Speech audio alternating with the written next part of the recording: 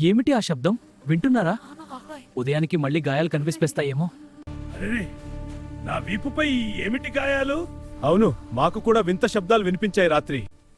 అరెరే, నా వీపు మీద గాయాలు. రాత్రి ఒక నల్ల నీడ కనిపించిందని కొందరు చెబుతారు. గాయాలు కనిపిస్తాయి. ఇది సాధారణం కాదు, ఇది ఒక యక్షిని పని అయి ఉండొచ్చు. ಪ್ರಾಣಿ ರೆಪ್ಪೆತೆ ಮೆಷಿನಿ ಕೊಡುకున్న పాలంతివ్వచ్చును. జాగ్రత్తగా ఉండండి, రాత్రి ప్రమాదకరం. అవును, కళ్ళు తెరిచి ఉంచండి. ఏదైనా కదలిక కనిపిస్తే చెప్పండి. అక్కడ ఉన్న జనాల వ్యక్తిని ఎంచుకొని తన పని చేద్దని మాయమైపోతుంది.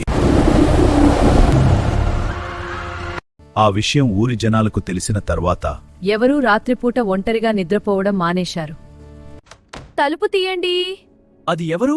చాలా భయంగా ఉంది. అమ్మా!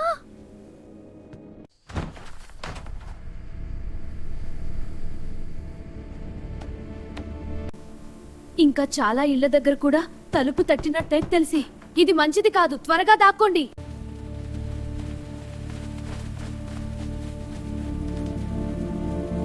రాత్రి అయ్యిందంటే పదవే టార్చ్ లైట్లు గుంపులు గుంపులుగా ఊరి వీధుల్లో కాపలా కాస్తున్నారు.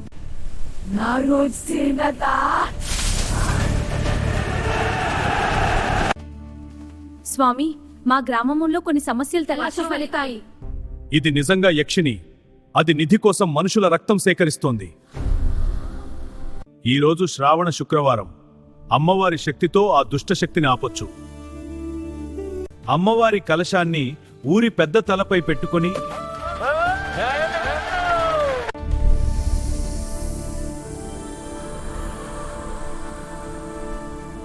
ఆ యక్షిని అంతమైపోతుంది. ఆ రోజు నుంచి ఊరి జనాలు తమ ఇళ్లగోట వస్తుందని అనగదును.